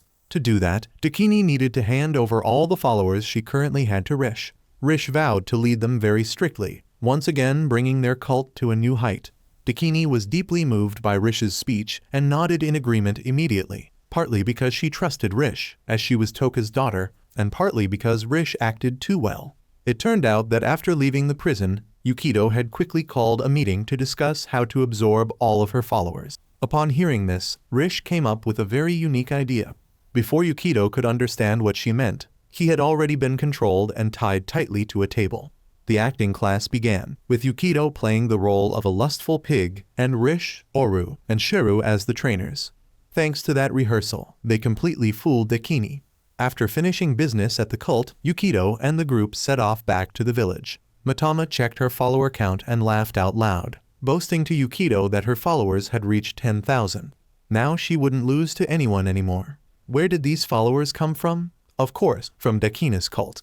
Dakini had handed over full authority to manage the cult to Rish. Since Rish worshipped Matama, those followers were transferred to the little girl. However, there was one thing Yukido wasn't sure about. He had a feeling that Dakini knew all about their deception, but still deliberately went along with their act. While thinking, suddenly a wild beast appeared, blocking their vehicle. Adder launched a strike, eliminating it immediately. Matama looked with wide eyes, then was surprised how come the number of Adder's followers was still greater than hers. As for where these followers came from, Adder didn't know either. But there was one thing Adder was certain of: with this number of followers, she wouldn't lose to anyone anymore. Soon, she would restore this empire. While she was boasting, wild beasts came again. This time, it wasn't just one, but a whole herd. At first, Adder was confident she could handle it. But when she saw their increasing numbers, she began to sweat and told everyone, "We're in trouble, sisters. This many is beyond my control." The wild beasts rushed to attack their vehicle. Fortunately, Matama had used her power in time to create a barrier to protect everyone. Yukido broke out in a sweat, saying there was trouble. The direction from which the herd of wild beasts had come was the direction of their village. The group quickly returned to the village. The scene before them left everyone stunned. All that remained was a pile of ruins. Could it be that everyone was dead? Just then, Ricky and a few other young men ran over. Fortunately, Shiru had prepared shelters for everyone beforehand, so this time they were lucky enough to survive the disaster. Aru sadly went to the front of her shop and picked up the sign. Seeing this, Shiru hurriedly ran over to comfort her sister. "It's okay, we'll restore everything like it was before." At this moment, Yukido had gone to Matama to ask the little girl to help him restore the village. With 10,000 followers, Yukido knew very well that Matama had more than enough power to do this. After hearing him, Matama refused immediately. If she restored the village to its original state, she would lose all the power she had just gained. She didn't want that to happen again. At this moment, Adder also spoke up, asking Matama to help her. Yukido joined in, and seeing this, everyone in the village began to cheer and flatter Matama. Matama listened with her mouth curling upward. Although reluctant, in the end, she still used her power to restore the village. On a nearby hill, someone had witnessed the whole incident. It turned out this person was the one who had commanded the wild beasts to attack Kakuri. Somehow, she was then thrown by the wild beasts, which turned back to attack her. After the village was restored, everyone held another grand celebration. Just as Matama had feared, restoring the village required a great power, and her 10,000 followers disappeared with it. Shiru brought a bottle of wine to thank Matama and Yukido. Yukido didn't dare accept this thanks. From the beginning, this cult was established for the benefit of everyone, so if they lost a little benefit, the cult would also fall apart. Therefore, restoring the village was a necessity. This was the weakness of their cult. While Yukido was thinking about countermeasures, Ricky hurriedly ran over to report that their village was being attacked by wild beasts. Roy was in danger. On Roy's side, he was carrying that girl on his back and running away from the wild beasts. A wild beast very quickly blocked Roy's path. It seemed he was done for, but fortunately, Adder appeared just in time to save Roy. Roy then put the girl down. Seeing she was injured, Roy began his speech, asking permission to take off her clothes to check the wound. As soon as he finished speaking, Roy received a kick in the mouth and was flattened. After hitting Roy, that girl fell to the ground, complaining that she was injured. Finding her a bit strange, Yukido called for Adder to risk her life for him. Adder had just approached to ask about her when she jumped forward and kissed Adder, shocking Adder into fainting on the spot. After kissing Adder, she turned to look at Yukido, introducing herself as Gaia, an Archon with the ability to control wild beasts. She came here to give Yukido a proposal related to the life and death of this Kakuri village. Upon hearing this, Yukido threw Matama at Gaia, then rushed forward and knocked her to the ground, his hand firmly gripping a brick. Her power was very dangerous. If she aimed at the village, he would eliminate her right now. Gaia, frightened, hurriedly explained that it was just a misunderstanding. Afterward, Gaia was brought to the restaurant by everyone. Looking at Gaia's mere 2 followers, Matama couldn't help but burst into laughter, mocking her. Gaia also explained further that because she didn't have followers, she couldn't fully use her power. On the contrary, she was attacked by the wild beasts in reverse. This time, Gaia came here with a single purpose. She wanted to form an alliance with Yukido to defeat Archon Loki. According to what Gaia knew, Loki was the one who had initiated this fight, and she seemed to have prepared a plan for complete victory. The very next day, the group went to the imperial capital to scout. In front of them was a huge, towering wall. This had never existed before. Yukido sweated as he looked up. Matama wanted to test its hardness a bit, but was stopped by Gaia. She placed her hand on the ground, creating a wild beast to scout. It had just flown to the top of the wall when it was shot down. "That's the price if they dare to cross that wall," she said. Just as she finished speaking, a dark figure rushed out from inside the imperial capital. It was Bertrand, who pointed her sword at Yukido and declared that anyone who dared to target the imperial capital would die. Before she could look cool for even 2 seconds, Bertrand tripped and fell flat on her face, then was too embarrassed and asked Yukido to just kill her. Aru ran over to help Bertrand up, wanting to take her back to the village. At this moment, Loki suddenly appeared from somewhere behind Yukido, putting her arm around his shoulder. Yukido, startled, immediately stabbed a sword into her throat. He knew full well it wasn't the real Loki. There was no way she would bring her true form to face them like this. Loki frowned and asked Yukido what he intended to do this time, even bringing along the Divine Waste duo. Seeing herself being mocked as waste by Loki, Matama couldn't stand it and let her know she already had 10,000 followers. "Oh, is that so?" Loki also showed her strength to Matama. Her current follower count was already 1.12 million, a huge number that frightened Matama, who hid behind Yukido. Yukido patted Matama's head to comfort her, saying not to worry. 1.12 million? That's less than what I predicted. This scouting seemed a bit redundant. He called everyone to return, then turned back to gently remind Loki not to do anything excessive, or she would die. The group left, leaving Loki confused. She didn't understand what Yukido had just said. After returning to the village, Yukido finally breathed a sigh of relief. It turned out he was just trying to appear strong earlier. 1.12 million was too large. If Loki had been a bit smarter just now, they wouldn't have returned safely. Then Yukido asked Bertrand about what had happened in the imperial capital. According to what Bertrand told him, Yukido understood. Loki had now replaced the Emperor, using her power to subdue them as followers. For others, this number of followers was too large. But for Yukido, it was a mistake because these followers belonged to the Emperor, not truly to Loki. This was her weakness that they could counterattack, and Yukido had come up with a plan. From his pocket, Yukido pulled out a pair of black sunglasses and declared, "The idol production plan officially begins." The plan was quickly implemented by Yukido. A band named Worship the Deity Matama was officially born, featuring Adder, Aru, Shiru, and Gaia. Yukido stood in a corner, looking cool as he adjusted his glasses. Although it took quite a lot of preparation time, everything was going according to his plan. Matama, beside him, lay flat, complaining, "How could it be like this? Why am I not the one on stage? No matter how you look at it, this doesn't look like a cult. It's just a band and a group of fans." Going back to a few days ago when Yukido discussed the plan with everyone, he clearly outlined each goal and purpose for them to understand. Matama thought she would be the main performer, but Yukido immediately doused her with cold water. He said he was too stupid to try to make Matama a deity from the early days of establishing the cult, a dark past he didn't want to mention. Yukido ignored Matama's complaints and turned to discuss with Aru, asking if anyone in their group knew about music. The whole group looked dumbfounded and asked Yukido in return, "What is music? Can it be eaten?" Now Yukido understood. In this world, there was absolutely no concept of music. It seemed it had also been controlled by the imperial capital. Very good, then he would bring it back to this world. Right after that were Aru's group's rehearsal sessions.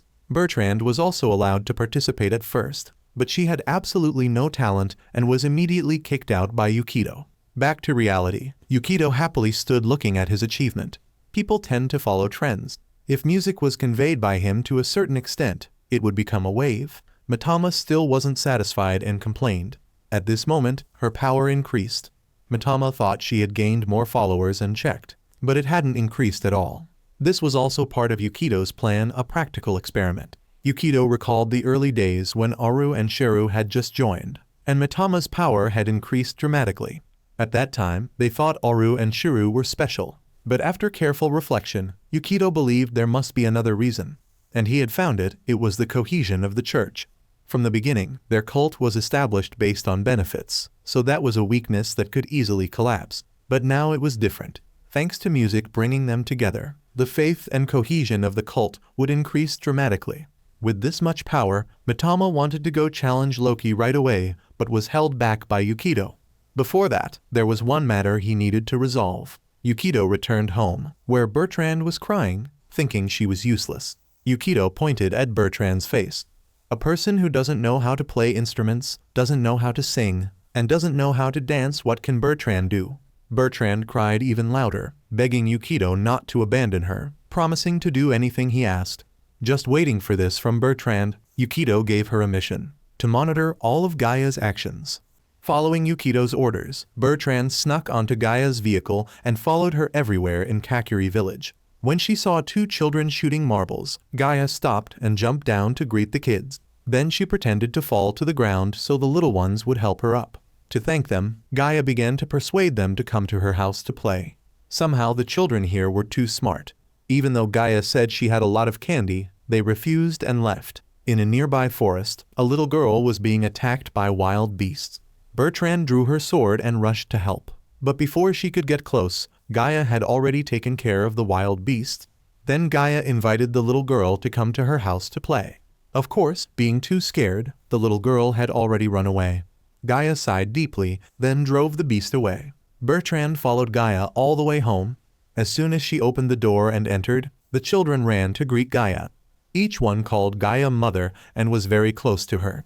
After witnessing everything, Bertrand returned to report to Yukido. Now Yukido understood. Gaia's cult was established as a family, and a family always has a head of household. Yukido's previous world also had several cults that rose from families. To defeat Gaia would be very easy: usurp the position of the head of the family and take control of the followers. To do this, Yukido had called his secret card. The next morning, while Yukido was standing waiting for that person to arrive, suddenly Bertrand rushed to attack him, catching Yukido off guard. Bertrand drew her sword, cutting off Yukido's clothes, then kept going for his little brother. For this abnormal sexual urge, Yukido shouted loudly, calling for Daini.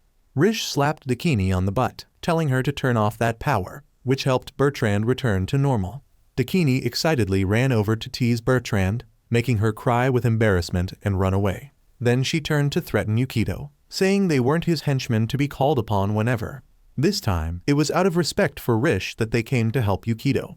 But that wasn't enough. It was just that Yukido and this thing called music had interested Daini, so she came to help Yukido to make it give and take, Rish explained. Afterward, they quickly got to the main issue. There was a person Yukido needed Daini to confront and eliminate. Very quickly, Daini got to work. While Gaia's children were fetching water, Daini had approached and befriended them. Meanwhile, Gaia was constantly criticized by Yukido and Matama for her poor drumming skills and was made to stay for more practice. Having been kept here for several days, Gaia was also worried about whether the kids were okay. But because Yukido acted so well, Gaia didn't have any suspicions at all. During that time, Daini very quickly won the affection of those kids on the other side. Only the two oldest, Kai and Cyan, remained. These two, after a few days, also realized that someone wanted to destroy their family. While returning from hunting, they accidentally heard strange noises. Thinking their younger siblings were doing something perverted, they ran to the riverbank to catch them in the act. But it wasn't that they were just playing water guns with Daini. Daini also happily invited Kai and Cyan to join them. Before that, Yukido had devised a plan for Daini to execute a very simple plan. He only needed Daini to use her power to win over Gaia's children. Daini also found it strange that Yukido was working so carelessly this time. Yukido explained right away that he wanted to quickly save those children. A family should be natural, not a tool to help Gaia increase her power. Surely after Gaia achieved her purpose, she would discard them. He didn't want that to happen. Back to reality, Kai and Cyan were scolding their younger siblings. According to the family law that Gaia had set, they were not allowed to approach or play with anyone else, other than the members of their family. Yet now they were breaking the law and had to face punishment. The little ones, scared, huddled beside Daini, trying to explain to Kai and Cyan that Daini was not a bad person at all. Playing with her was very fun, and surely Mother Gaia would understand. Despite their explanations and Daini adding a few words, Kai and Cyan didn't care at all. What the hell is family? We don't understand. This statement made Daini begin to feel that something wasn't right with these two kids. Just as she finished speaking, a wild beast emerged from the stream, followed by several more. Daini jumped in fright and hurriedly ran over to protect the little ones. Kai, at this point, didn't care about his siblings anymore. If they had broken the family law, they had to face punishment. He ordered the wild beasts to attack Daini. Daini had to lead the children in a hasty escape. As she ran, she gritted her teeth and cursed Yukido. How could an Archon like her have to turn and run from these low-level wild beasts? If she still had her powers, they wouldn't stand a chance. It was all because Yukido dared to steal her followers. Kai and Cyan ran behind the wild beasts. They had borrowed these beasts from Gaia, and with this power, they swore to destroy anyone who dared to harm their family. A glimpse of Cyan's past. She, like many other children, was artificially produced in the imperial capital. At a certain age, she would be assigned to any family to continue raising her. Although they were just foster parents, they still treated Cyan like their own child, which made Cyan very happy. She loved her parents very much, until that day when Cyan was enjoying a meal with her family. Her father was raided by soldiers and summoned to fulfill the end-of-life duty. Cyan burst into tears, begging them not to take him away. But somehow, instead of thanking their daughter for caring, they looked at Cyan with contempt, and as a result, Cyan was banished to Kakuri village. On the way, Cyan met Kai. Seeing they were about the same age, Kai started a conversation with Cyan. But by then, Cyan didn't care about anything anymore. In her heart, there was only darkness, believing in nothing. What was family anyway? She felt she had been deceived because her parents were people who could be found anywhere in the imperial capital. At this moment, their vehicle was attacked by a wild beast. Kai hurriedly grabbed Cyan's hand and hid behind the vehicle. At their most dangerous moment, Gaia appeared and saved the two children. Gaia took them to the stream and bandaged Cyan, listening to the stories of the two children as she did so. When she learned they had been abandoned, Gaia began her performance. Gaia approached and hugged Cyan, letting the little girl know that she understood what Cyan had been through. Cyan understood why she slapped Gaia in the face. But instead of getting angry, Gaia still gave the little girl a smile. Then she invited Cyan and Kai to start over together. She promised to create a real family for them. Back to reality, Kai and Cyan were still following Daini's group. As they left the edge of the forest, Yukido's group was already waiting in front of them. The wild beasts they had borrowed from Gaia had already been beautifully dealt with by Adder. Now only these two kids remained. It would be very easy to handle. Yukido stepped forward in front of them. What he needed to do was to enlighten these kids, both physically and mentally. Cyan angrily pulled out her bow, wanting to shoot Yukido. At this moment, the ground shook violently. Matama sweated and reminded Yukido to run before it was too late. From behind Yukido, Gaia had been there all along. She covered her face and burst out laughing. "Yukido, you really have succeeded, haven't you? Daring to keep me with a fake band, then taking the opportunity to destroy my family?" Yukido shouted, reminding Gaia to know her place. This was just his first step. If Gaia continued to secretly increase her power in the future, he would conquer her entire cult. The future? There won't be any future anymore. The ground became even more turbulent. From underground, a giant worm appeared in front of Yukido's group. Though a bit early, at this point, Gaia was also willing to go all out with Yukido. Kai and Cyan ran to their mother's side. Gaia smiled, praising them for protecting the family very well. But that's enough. As soon as she finished speaking, the ground beneath Kai and Cyan turned into mud and began to pull them down. Cyan tried to beg, but Gaia didn't care because from the beginning, she had no understanding of what family was. Back to Yukido's group. They were now running for their lives. That thing was too terrible. Although Ader had put in all her effort, she couldn't cause even a little damage to it. It counterattacked Yukido's group with an energy beam. Matama hurriedly tensed all her muscles to create a barrier to protect them. She could only do this much. This situation wasn't good. Seeing this, Yukido hurriedly ran to Matama. Earlier, Matama had begged Daini to withdraw the Archon's power, so now she should do the same with Gaia. Matama denied it immediately. Unlike Daini, this deity Gaia couldn't communicate, so begging her was impossible. Not knowing what to do, Oru and Shuru had driven up to rescue them. The car had been modified by Yukido beforehand, so its speed was very fast. Thanks to that, they easily lost the monster. After the battle, Yukido was still shocked. What on earth was that monster? At this moment, a child spoke up to explain to Yukido. It was called Typhon, the strongest wild beast that Gaia could summon. Daini still didn't understand how someone with only 2 followers like Gaia could control such a powerful thing. The reason was very simple. This Typhon didn't cost energy to control like other wild beasts. It was very obedient, so she only needed to successfully summon it. As for why Tussie knew this, it was all in the book the boy was holding. This was a book about ancient history, an ancient time before the imperial capital was established. Yukido was dumbfounded listening to Tussie's explanation. This child was definitely a genius.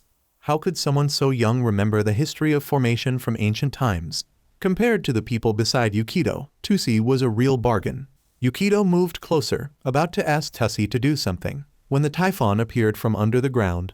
Earlier, they had only seen a part of its body. Its real body was much larger. How could they escape from this monster now? The ground shook violently, causing 2 children to almost fly off the car. Yukido rushed forward to grab their hands and pull them back, but he was the one who fell. As soon as he touched the ground, Yukido was pierced in the stomach by the monster. Matama also jumped out of the car to run to Yukido, and both were taken into the monster's mouth. The group dejectedly drove back to the village. At this point, everyone had no hope that Yukido was still alive. It was too difficult to survive in that situation. Was this really the end for this village? If it was just about protecting the village, Adder had more than enough power to do that. But it was Yukido and Matama who had brought them closer together. Losing those 2 was impossible. Yukido was now hazily waking up. He was tightly bound in a room that looked a bit creepy. Gaia appeared before him in a different form. This room was created inside Typhon's body. Earlier, Gaia had tried every way to kill Yukido but couldn't. Estimated about 300 times already. Every time Yukido stopped breathing, Matama would use her power to resurrect him. It seemed Matama really cared for Yukido. Gaia stepped forward, kissed Yukido on the mouth, and then began to pay attention to his little brother. Back at Kakuri village, they couldn't remain depressed like this forever. Aru stood up and boosted everyone's spirits. She believed that with Matama's divine power, the 2 would certainly be safe. At that moment, the necklace Yukido had given her suddenly glowed, and a copy of Matama escaped from it, informing everyone that Yukido and the others were still safe. Meanwhile, Gaia was still telling Yukido her biography. She was the only Archon born still carrying memories from before. She had lived since the time when the imperial capital had not yet been established. At that time, the world was controlled by science, with abundant materials, living carefree.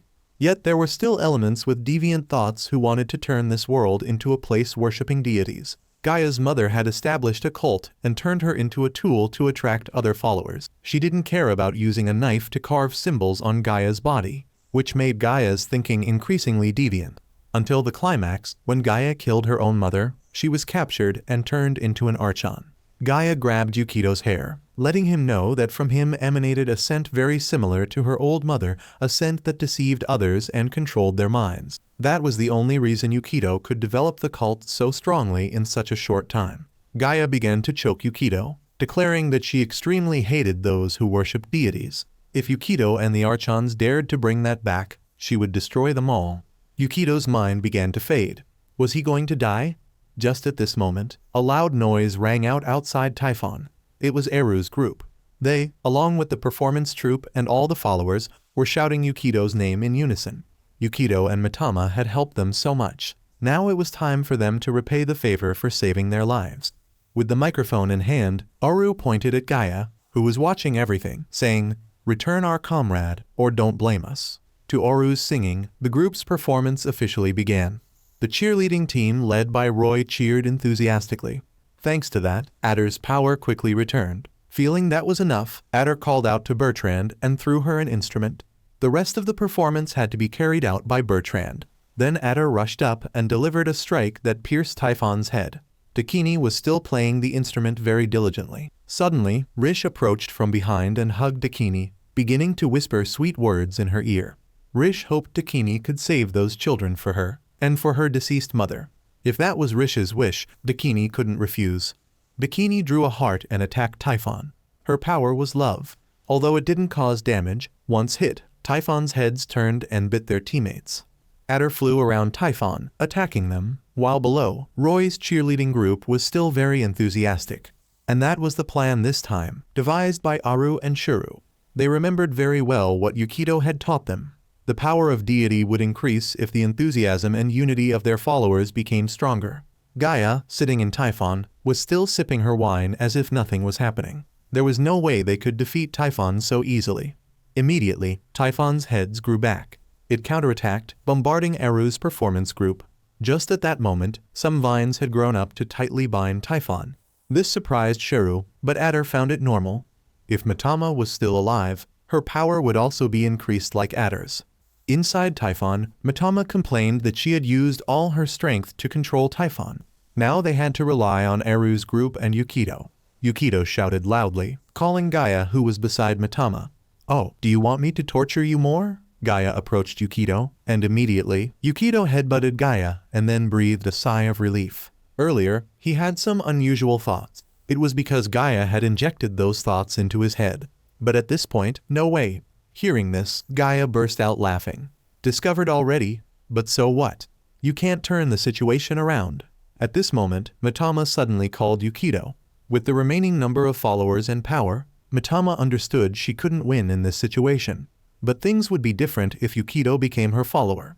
It was time to do that. Yukido played along, asking Matama to untie him first, with the promise to become Matama's follower right after. Still too easy to deceive. After Matama untied Yukido, he smirked at the little girl teasingly. He had to use this trick to escape. If he had just simply begged earlier, Matama would definitely have used the excuse of being out of power. His comrades were still fighting hard out there. It was time for Yukido to counter-attack Gaia. Yukido kicked the table at Gaia, then rushed to attack when Gaia had fallen. Somehow, from her stomach grew a wild beast that attacked Yukido back. Seeing Yukido fall head over heels, Gaia burst out laughing, letting him know that unlike Daini and Loki, she was very good at close combat. Outside, the vines could no longer control Typhon for any longer. Seeing the situation was not good, Tussie began to recall what Yukido had asked him to do before. When Yukido was captured, Tussie had to represent him in controlling this cult. No choice left, had to do it. Tussie slammed his hand down, calling Aru and Shiru to start Plan 2. Everyone received the order and began to gather around Adder, inviting her. It was time to fulfill her duty. If Adder did it, Aru promised to create a room full of ice cream for her. Hearing about ice cream, Adder immediately agreed. She took the microphone and went on stage alone. Under the lights, Adder began to cry and started her speech. First, she thanked the loyal followers. Next, she asked permission to leave the divine position. From now on, Adder hoped they would worship Matama instead of her. Of course, people wouldn't easily accept this. If Adder wanted to give up the divine position, what would Adder do afterward? As soon as the question was asked, Rish appeared, snatched Adder's microphone, and explained to everyone. Previously, Adder was served by the followers, but after giving up her position as a deity, Adder would have to do the opposite, serve the followers. And their Daini cult would be responsible for training Adder, on the condition that from now on, the followers would have to worship Matama. Immediately, Adder's followers were all transferred to Matama. Receiving new power, Matama easily broke Gaia's bindings and escaped. Now it was time to destroy Gaia. Matama summoned a giant tree person to fight Typhon, while Yukido directly confronted Gaia. With Matama's resurrection power, Yukido could ignore all the damage she caused and fight Gaia head-on. Gaia angrily pinned Yukido against the wall. Infinite resurrection? So what? It's not a problem at all. Yukido still feels pain, so I will still be the winner. It's simply a matter of killing Yukido until he loses his mind from pain. As soon as she finished speaking, a branch pierced through Gaia's chest. Yukido escaped and stepped forward to enlighten her. From the beginning, he fought Gaia just to attract attention, to let Matama launch this finishing move. It was time to end it. Gaia and Typhon exploded. Aru and Shiru's group ended the performance and drove to pick them up. Thanks to Matama's power, after the explosion, Yukido was still completely unharmed. Aru and the group ran over, crying and hugging Yukido. As for Gaia, after the explosion, she knew she had lost and lay on the ground, accepting punishment. Kai gritted his teeth, drawing his knife, intending to kill Gaia right away, but Cyan stopped the boy. The little girl begged Kai to calm down a bit. Seeing this, Tussie also spoke up to help, suggesting that Cyan should be the one to decide everything. Gaia closed her eyes tightly and began to recall images from the past, images of her killing her own mother with her own hands. From birth, Gaia had always been someone exploited by others, from family to the Congress. That was all of Gaia's memories since birth. Nothing unusual at all. At this moment, Cyan had burst into tears with Gaia. Perhaps Gaia wasn't as good a parent as those in the imperial capital. She was clumsy in everything, but that made Cyan very happy. The little girl believed that the time they spent together, the emotions Gaia had for them were real, not fake. Once again, Cyan hoped Gaia would start over, once again develop this family to be stronger together. The little girl hugged Gaia tightly in amazement. The war ended, and everyone held another celebration. Adder was spreading ice cream to the kids when Roy appeared. It was time for Adder to fulfill her duty to satisfy everyone, he said. As soon as he finished speaking, Rish appeared and took Roy away. It seemed this guy still needed another course of mental training. On Gaia's side, she sat with little Cyan, chatting when Yukido brought Kai over. He announced that from now on, Gaia's cult would be under the protection of Matama's cult. However, to prevent what happened today from happening again, Yukido would give supervisory authority to Kai. Gaia smirked at Yukido, threatening that she would tame Kai once more. Regarding this, Yukido wasn't afraid at all because he had already caught the boy's weakness. Going back a few minutes earlier when Yukido called Kai for a private conversation, Yukido knew very well that Kai liked Cyan. That was the only reason why neither Daini nor Gaia could seduce the boy. So Yukido began to invite Kai to help him, both to help himself and to help Cyan not be controlled by Gaia again. So from now on, their cult had grown stronger. When checking Matama's follower count again, Yukido was surprised to find that Matama's followers had reached 300,000. How could it increase so quickly, even when she had received all of Adder's followers? It turned out that Loki had been helping from afar. Discovered by Yukido, Loki didn't hide anymore, but came out to talk to him. The reason Loki helped was simple.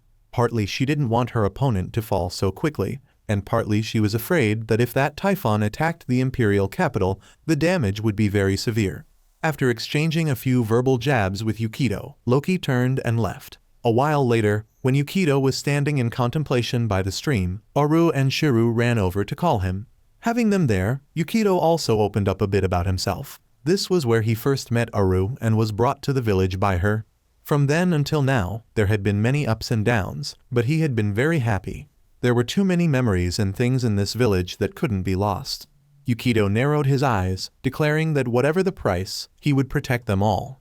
As soon as he finished speaking, Yukido was splashed with wine. It was Roy's group and everyone else. How dare he sneak out alone like this? Yukido had to be punished.